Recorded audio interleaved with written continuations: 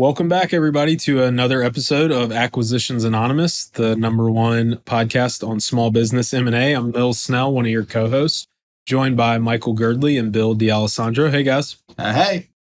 We have a fun episode today. We typically, in the past, have talked about our own kind of respective sweet spots. I kind of have a traditional private equity background. Michael has one of the more interesting and obscure backgrounds in that he knows retail, seasonal businesses, and then also early stage SaaS. And then Bill knows e-com. And so typically in the beginning, before we had guests, we just talked about things that we knew or we talked about things we didn't know. Then we started having guests come on and talk about their subject matter kind of expertise. And it's been a little while since we've done an e-com episode. So Bill has a couple good deals for us today in the e-com space that should be really fun. And I'm going to get my mind blown that people buy things like this. You guys are going to work me out today, aren't you? Yeah. Hey guys, Michael here. Want to talk to you about one of our sponsors in our never-ending quest to make Acquisitions Anonymous break even. And that sponsor is CloudBookkeeping.com. It's actually run by my neighbor, Charlie, who's a great guy. And he has been our longest tenured sponsor. And we're super grateful for him to support the podcast. So what Cloud Bookkeeping does, it is a set of cloud bookkeepers that if you're a small business person, help you get out of the business of doing your books and let you focus on the business of taking care of your customers. So they do all the complexities, bookkeeping, payroll, and they come across and are very client service first. That's their phrase, but I know that's true because I've spent time with Charlie and dug into their business. So full suite of accounting services, sophisticated reporting, QuickBooks software solutions, and full service payroll options. So definitely talk to Charlie if you want to get out of doing bookkeeping and outsource that to a trusted third party. And you can find them at cloudbookkeeping.com. So thanks again for sponsoring today, cloudbookkeeping.com. So, Bill, Michael, you have our first deal from Biz Buy Sell. Yeah. Awesome. Yeah, it's off Buy Biz Sell, my favorite website. Also, don't go there. It'll give you give you computer diseases. Anyway, Biz Buy Sell is where it is. The title of this one is Health and Wellness Brand. It's an Amazon B2B and Shopify sales channel-based business located in Hillsborough County, Florida, so near Tampa. So that's a good sign. The pictures on the listing are of hands with creams on them. And apparently it's just the same picture 4 different times. So that's exciting. The asking price is about $5 million, $4.95 million. It claims to cash flow $896,000. So $5 million asking price, $900,000 in cash flow. Gross revenue is $6.8 million. It does not have an EBITDA number, no inventory, and it's been around since 2015. So they sell health and wellness, looks like creams. So this is actually from Website Closers, but cross-posted to Biz Buy Sell, and Website Closers is an online brokerage and listing site. So they say they present an e-commerce store that's became a top player and performer in the field of skincare products. Starting out initially as an Amazon seller, the company has dramatically improved its sales channels. Today, Amazon represents 50% of the company's sales, but a stunning 40% now goes to their B2B distribution with top retailers such as the CVS chain requesting partnerships. They've further diversified with their own website, which now represents 10% of gross revenues. At the same time, product diversification has made the seller more attractive to buyers in both the D2C and B2B sales areas. This expansion includes selling not just skincare products, but both bath and body washes and plenty of tools and accessories in both categories. They sell products under their own trademarked brand name, and they have been phenomenally popular with their buyers. The brand now enjoys a huge 31% repeat customer rate, having sold to more than 4 million people. The popularity of these products has come to the attention of wholesalers who have enabled the brand to shift away from a reliance on Amazon to a thriving new source for sales. This is one of the most profitable fields within the beauty care space. The global skincare market is huge. And a good line here from the broker says, this is as healthy a purchase as they can get for their loyal customer base. They have 21 SKUs, average order value of $45. And the gross revenues closing in on $10 million would suggest they have far more than that in terms of growing and selling to their existing customer base. Their core products within these categories include eye masks, foot masks, balms, and bath accessories, and each product is fully trademarked. A lot more stuff going on here. And then they talk first, we were just talking about their retail, both through Amazon and direct customer base. And they say they have a wholesale base that's growing fast. And they expanded after the retail base into the wholesale market. And while wholesale orders come in less frequently than direct-to-consumer orders, they are definitely larger. The company is now receiving 4 to 8 wholesale orders each year, which amounts to 3 to 5 million in revenue. So compare that to their total revenue. That looks like about half the business is through wholesale. And now they are getting inquiries from big brands and retailers like CVS, McKesson, Loblaws, et cetera, who are ready to start carrying their products. And man, this listing just keeps going on and on and on. So in terms of how they get business, they have their direct marketing campaigns, I assume to their existing customer base, and they get 100,000 monthly visits on their website, 4 million customers global beyond just North America, and have consistently grown year over year. And that's, I think, the whole thing. 6 employees located in Tampa. And just to recap, asking price of $5 million, cash flows $900,000, and gross revenue is $6.8 million. So that was a mouthful. What do we think? So this is actually a good teaser. There's some real information in here. It's repetitive, but there's real info. Yeah, Website Closers is well known for being the most loquacious and biz buzzword filled, but they actually did pepper in a lot of good stats and actual information this time, which is good. So obviously I brought both these deals today. This is one that initially really excited me. This is sort of, I suspect this may be sort of like the fool's gold of FBA listings. Because at first glance, what you see here is business with really good, kind of 20% EBITDA margins. They're growing. They've got, 7 million in sales. They seem like they've got some channel diversity, Amazon, D2C, and wholesale. Been around since 2015. That's good too. Shows you that there's a there, that didn't just crop up overnight and, rocket to the top of the rankings. But there's a few things in here that kind of worry me a bit.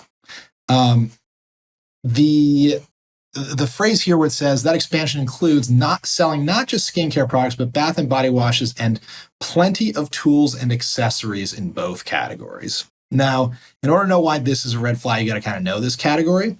That means nothing to me. Just as an outsider, I'm like, oh, okay, cool. That there's no red flags.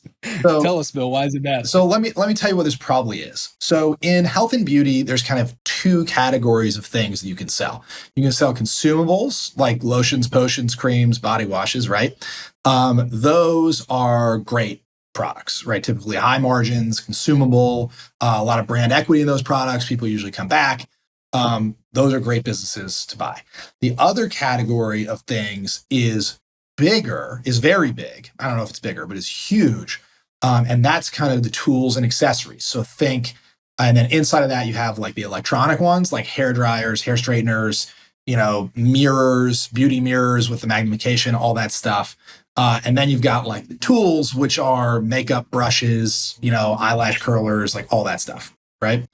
And both of the tools categories, the electronic and the non-electronic, are I have seen people move stupid volume in these categories, but the problem is there is no brand mode at all, because a makeup brush or a makeup sponge is the same, and consumers will switch. And then on the electronic side, you have all of the made in China electronics, catches on fire, high return rate, et cetera. And also just the margins on the tools aren't nearly as good. And they're typically not consumable. Some of the makeup tools you could kind of argue are semi-consumable. But if any of our listeners are married or are female, you guys, I've seen my wife, change. She just buys whatever is at the store, whatever one pops up at the top of Amazon. No brand loyalty on the tool side. So a lot of times you see brands kind of tiptoe into the tools side to get into that big market, but it's a much worse business than the skincare part. And the wholesale customers have a huge appetite for this stuff, like the low price makeup brushes, because they're impulse purchases. So they want to put them in the register and they kind of blow through them, but the margins aren't great. So kind of putting that together with the fact that this company has big wholesale penetration, they're not big enough. Their brand is going to be desired by CVS, I don't think. It makes me wonder what products are actually in wholesale right now and if it's the good stuff. So as part of, Bill, what about the average order value? $45 seems pretty good, right? That is pretty good. You've said in the past. That is definitely good. I assume that's kind of on Amazon and their website, and which, that's not accounted for wholesale. So I would wonder, as I said, kind of the mix on all the channels. So, is part of the play with something like this that you have these 4 million people that have bought from you? You should have 4 million contact information, I guess, but you don't if you sold through Amazon, right? Like the only contact information you have is the people you've sold directly to. Correct. Okay. So correct. Yes. Which they say it's 10% of gross revenues now, but that could be last month. So a huge portion of that, those 4 million people could be earlier. So it's likely they don't have 10% of these people's contact information. It's not 10% of 4 million. It's much less. They say they have 85,000 There you go. email addresses. Yeah. So, that's good, right? As long as there's some engagement there. That's a pretty decent, and 90,000 Instagram followers if they got them, legitimately, and there's actually engagement. Yeah. Which is a big asterisk, Mills. You really want to diligence that in any of these businesses, whether they've ever bought followers or not. Oh, good. All right, Bill, I have a question on this. About this. Like, the way we've talked about it is that the Amazon FBA is kind of the worst source of revenue, so to speak. Like, on one end of the spectrum, you have Amazon FBA. On the other end, it's your own .com. They're at 50%, Amazon, 10% their own .com, and then 40% B2B. And they make that sound like a good thing. I don't know what I would like less, Amazon FBA or CVS and big box. I have pros and cons. So I would say, like, everybody wants to crap on FBA businesses, right? Amazon FBA revenue is like the easy come, easy go revenue, right? You can explode, but at the bottom can fall out overnight. And that's why these businesses typically trade lower than pure D2C e-com businesses. It's fickle, or can be fickle. The B2B side can be equally fickle, right? You've got 40% of your revenue through a couple customers and they drop you, boom. Yep. I think when you got to know who's writing this teaser, right? So Website Closers is writing it, and they sell a ton of 100% FBA businesses. So now they're selling a 50% FBA business, 40% wholesale, 10% D2C, and that seems really great when you're anchored at 100% Amazon. Yeah. The problem to me is like that B2B revenue, not all revenue is created equal. And I bet their margins, if you look back, were amazing. They were better than this before they got into B2B. Because you look at, like, I had a client a while back who was like, the best day of her business life was when she got $1 million PO from Walgreens. And it was also turned out in hindsight to be the worst day of her business life, because you have slotting fees, you have buyback dollars, some of the things we've talked about in other episodes. And, they may have, call it, $3-ish million in revenue from B2B. And I bet it's razor thin margins. It's a huge headache. It's, very capital intensive. It's the complete opposite from a cash conversion cycle to what they're used to doing, which is collecting directly from customers or directly from Amazon almost instantaneously. It's just, to me, that is very problematic. It also, there's kind of a clue, right? They're saying, hey, we have some imminent, like CVS is really interested. They're ready to place a PO at any time. I'm wondering if the sellers know how difficult that revenue is, because they're obviously in it, and they're kind of trying to top tick and let this be somebody else's problem, but get the kind of credit or get the value, valuation bump from it. Scares the living daylights out of me. Yep. I completely agree with that. So yeah, I was going to say, this really smells like, you see this classic business mistake where people are so like focused on top line revenue growth that they start chasing top line dollars and not realizing that that's not actually really the best thing for the enterprise value of the business, or like a strategy to actually build something sustainable. Because it looks like they kept adding worse and worse categories of revenue. And now they're super excited about their top line, but it's like, well, you're in some pretty tough markets, in pretty tough channels. The thing that's interesting to me is they flash CVS is interested, as you said, Mills, But down here it says the brand has seen significant interest from CVS, McKesson, Loblaws, and Shoppers Drug Mart. With CVS ready to place their first order, it's a major expansion opportunity. So at the same time, none of these people have ordered, but also they have 40% of revenue through B2B. So that makes me wonder where these products are going and why they didn't mention any of the names of their current customers. Right? Which makes me wonder, like, are the current customers distributors you've never heard of that are selling it on eBay? And the company doesn't even know. I don't know. Like, it just makes me wonder, why are you just talking about these big brands as maybe will order, not has already ordered?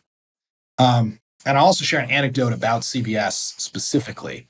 CVS approached us and wanted one of our brands in CVS chain wide. There was over $300,000 of slotting fees, plus free fill of a couple units to all their store, which means you got to give every CVS 1 or 2 free units right out of your pocket, in addition to the slotting fees. I modeled it out. We wouldn't break even till the 3rd year if everything which is not going to last that long. Exactly. Right? Exactly. Yes. Because you can get kicked out at any point, at which point they can return all the inventory to you. You're right, buying and bill you back Yep. for it. Yeah. Have you had any success, Bill? They don't say this, but like, it seems like the 2 main ways to get in big box is in line, like on the aisle. It's there as a kind of, it's there year round, or in cap, which is, hey, just throw a bunch of product at this thing. It may only be up for 45 or 60 days at most, but it's probably going to move. Do you have a preference one way or the other? It seems like they're 2 totally different animals. Yeah. So you're talking about kind of the difference between what they'll call in the industry being planogrammed in, which means that you've got a home on the shelf, or what they'll call an in and out, which means that you'll ship them, they'll place a PO, they're going to put it on an end cap. Sometimes you'll ship it in.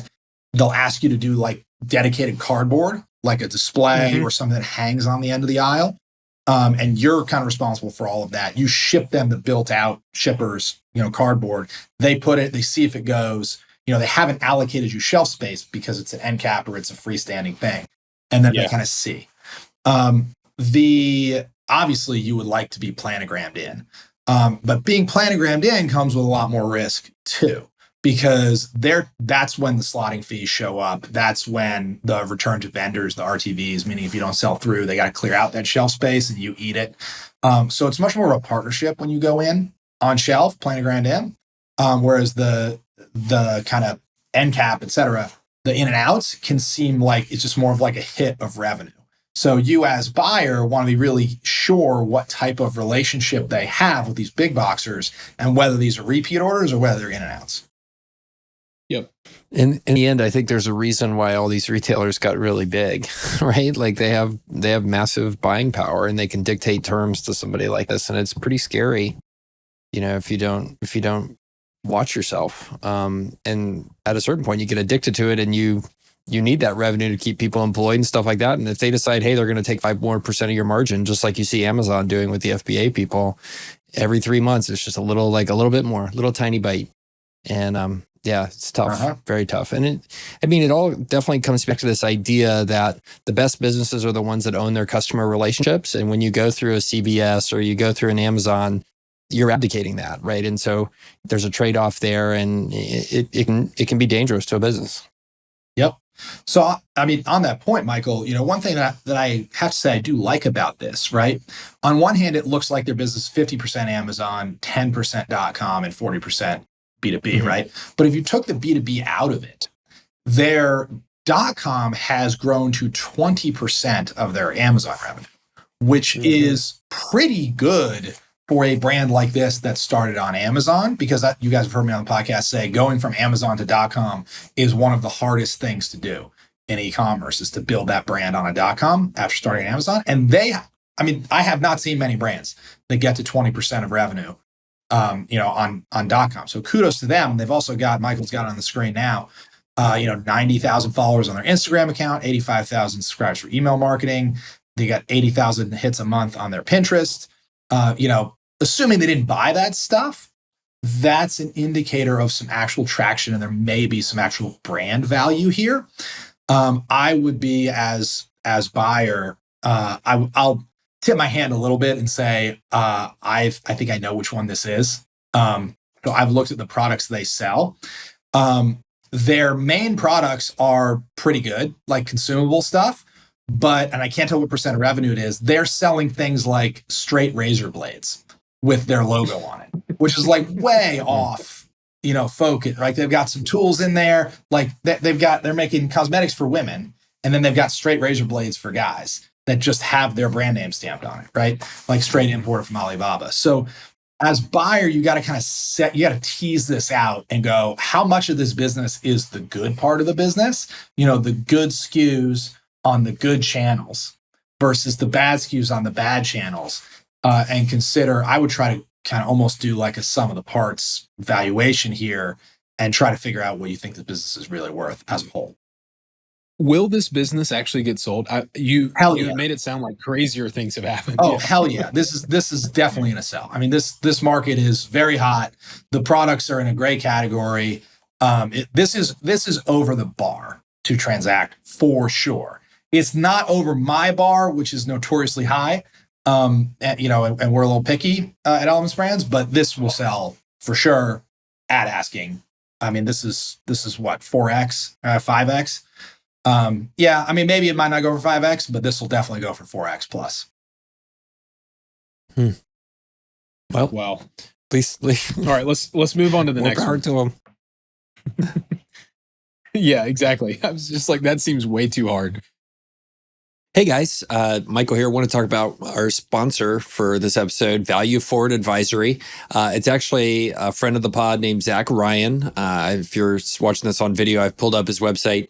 So he's a fractional CFO, does tax, valuation, exit plannings, based out of Minneapolis. And they help folks that are in the growth mode and eventual sale of mature companies with up to $15 million a year in revenue. So if you're in need of contract CFO services, business taxes, and succession planning, owner Zach Ryan is available. And he says he does enjoy this podcast and is happy to support it.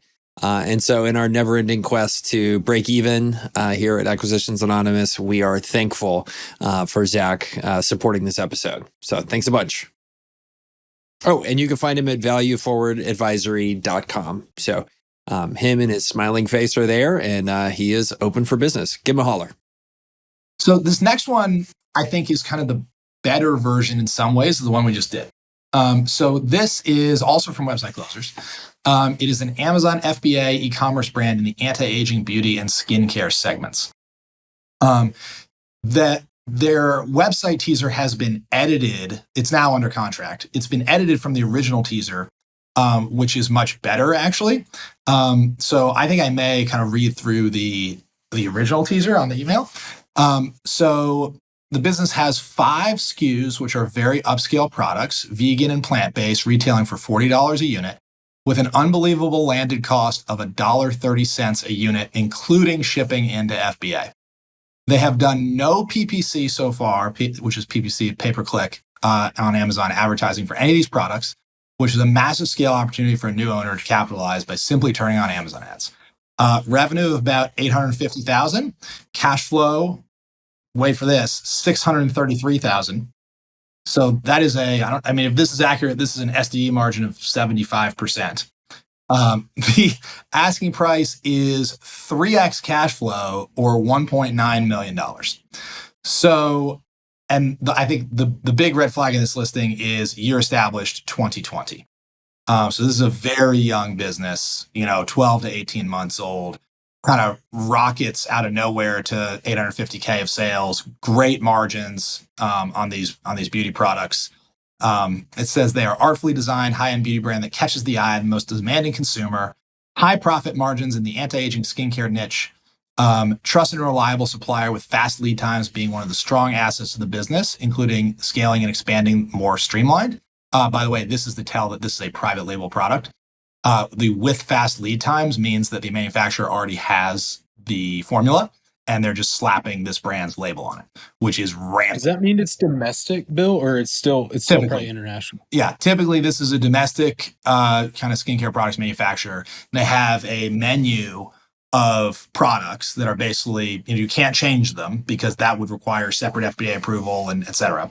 So this is what's called private label. You just slap your label on their product, as opposed to contract manufacturing, which is where you kind of can make up your own formula. Lead times on contract manufacturing, typically 6 to 12 weeks, and longer on the first one because you got to develop the product. So it says it's an easily relocatable business model, hugely flexible in every way, low workload because it's all FBA, and only 5 SKUs. And it says they're kind of like serum products that you would put on your face. Their scale opportunities are to launch on Shopify, as we just discussed, turning on their Amazon ads, which does seem like relatively low-hanging fruit, expand to Amazon International, listing the existing products in other online marketplaces like Walmart, eBay, Etsy, etc., which almost never moves the needle at all for any brand. Walmart is typically 1 to 5% of sales. Of Amazon sales, so not a huge growth opportunity. And they also say you can add more complementary products to the line: creams, lotions, facial cleansers, other items, etc. What do you guys think about this one? It is amazing how fast these take off. Not knowing anything about ecom, not knowing anything about ecom, like my radar goes up because I just think their margins have to get competed away. It's less of that, Mills, and more of that one person is running this business. Like, as the business scales, they need to add overhead. Like, this is the classic, SD is not the normalized operating margin of this business, right? This is one guy who's not paying himself, right? And as they get bigger and bigger, they're going to have to add more staff. And in order to compete, the way the margins get competed away in this is that as you get bigger, people do come into your niche, and in order to play ball, you need to hire more marketing resources. You got to put out more content. You got to pay more money for ads, all that stuff. Yeah. So your margins, it's not that your price gets eroded, it's that your cost structure explodes. Yes. Because right now their cost is, $1. What did it say? $1.30 a unit. Sells for $40. $1.30 a unit on a $40, SKU. I mean, if the category gets competitive enough, you could be paying what's the pay per click, or what's the customer acquisition cost on something like this? It could be $4 or $5, right? $4 or $5, $50. Oh my gosh! My gosh! Oh yeah. Because this is the type of business where everybody knows it's a repeat purchase business, so people will spend way into the J curve on repeat lifetime value to acquire customers in this industry.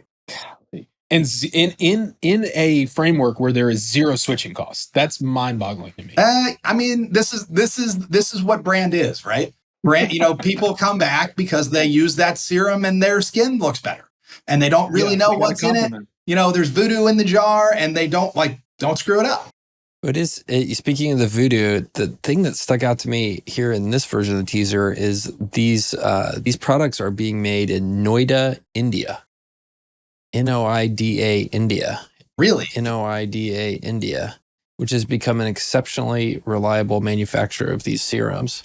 And I've been to India and China, there is nothing there besides soap that I tend to want to put on my skin. Those are not when I buy something like this, I want it to come from Germany or Sweden, someplace with clean, fresh air. It just scares the heck out of me. But on the other side, I wouldn't advertise this. If this was your teaser, you would keep this fact on the deal. Is that what you're saying? Probably, and definitely my mark. Yes. Yeah. Unless they, to the customer base, sees that as a benefit, I don't. Unless maybe the customer base is Indian, in which case maybe. The internet's a big place. That is fascinating. What do you think, Bill, about the fact that they have 5 months worth of sales sitting in inventory? That seems so. Let's talk about contradictions in this listing, and this is one of them.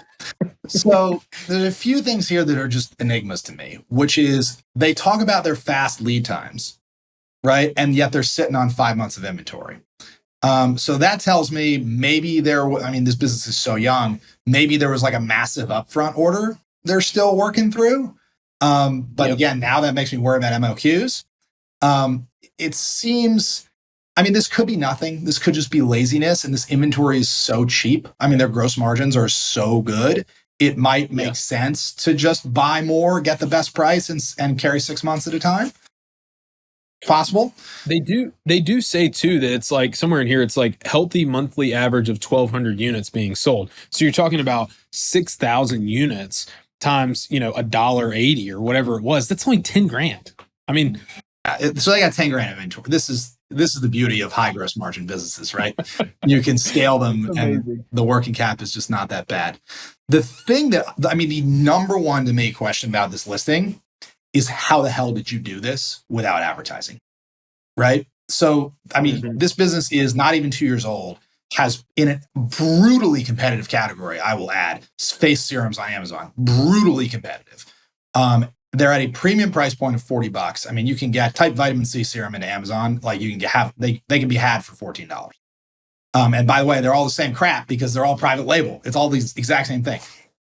So how in the world in less than 2 years did they take in a brutally competitive category with no brand outside of Amazon, right? It's not like they got all these Instagram followers or something.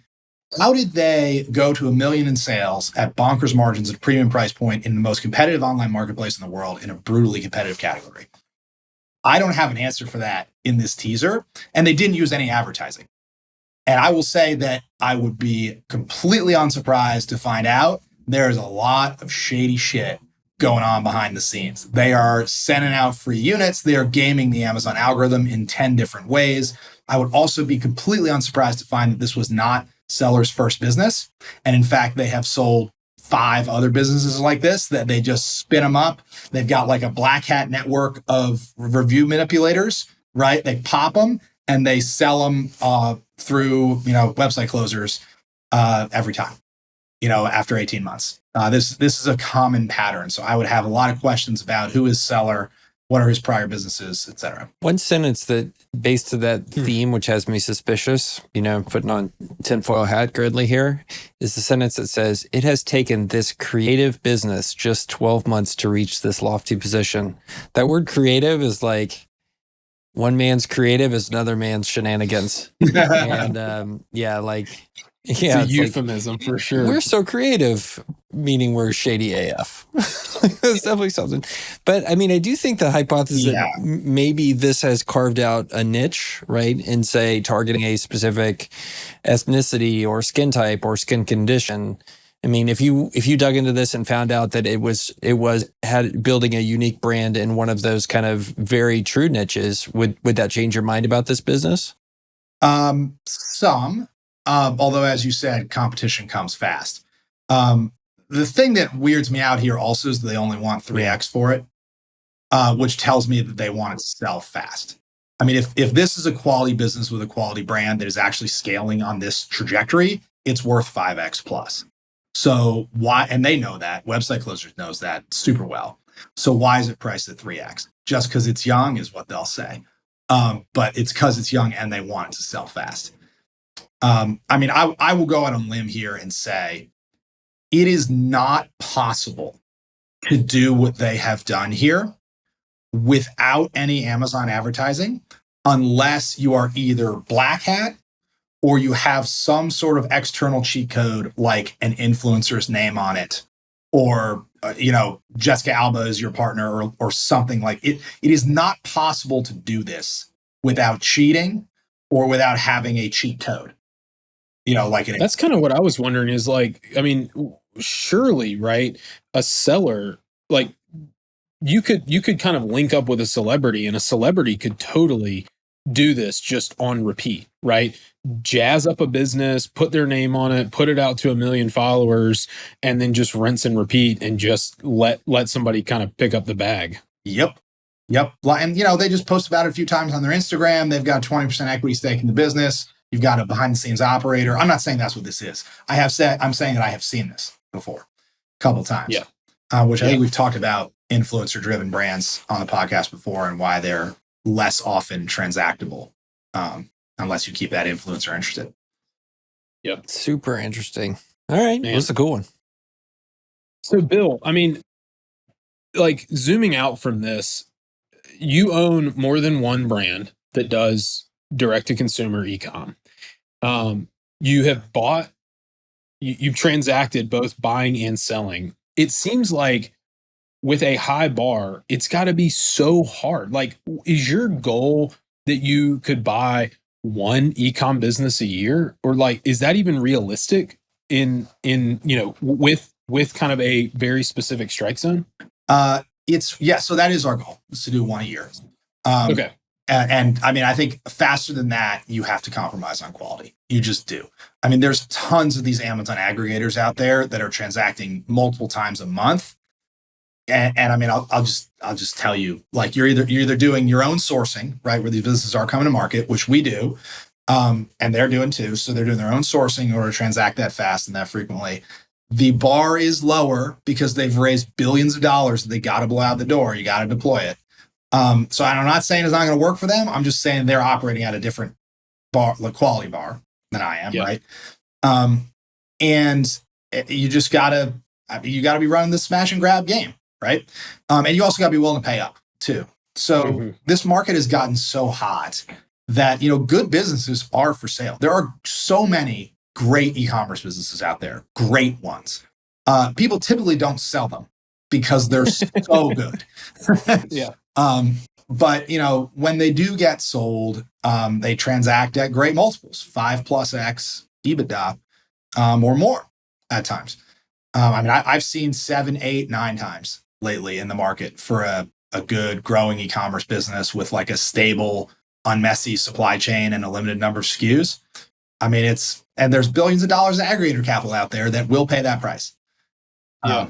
So it's crazy because I mean, you and I have had plenty of sidebar conversations about different categories, and it never ceases to amaze me how much insight you have on these different categories. And like you bring in things like shipping weight and average order value and things that I would never think about. And it just makes me realize like how big the universe is of e-commerce sales and how small the strike zone is for things that are actually worth transacting on if you know the nuances, right? Like you could buy something that seemingly is really good. And you probably have done this, right? On your own learning curve. Deals that you got super excited about 5 years ago. Now you're like, I would never buy that. I would never do that deal again. Yes. The bar gets raised. Oh, I've gotten creamed. I mean, it's like I learned the hard way about seasonal businesses. I should have just asked Michael. We had a sunscreen business. Like, it was brutal. The thing I will say though is it is not that the e-com businesses that I like are the only good e-commerce businesses. And it brings back to what has become my mantra on this podcast, which is buyer business fit, right? Like these are good businesses. I think there are some things that are objectively good about them, but there are a lot of things that are also subjectively good about them for me, right? This is where my experience is. This is where our existing supply chains are. It leaves a lot of room for marketing, so we've got, these businesses play into our moat at Elements Brands a little bit.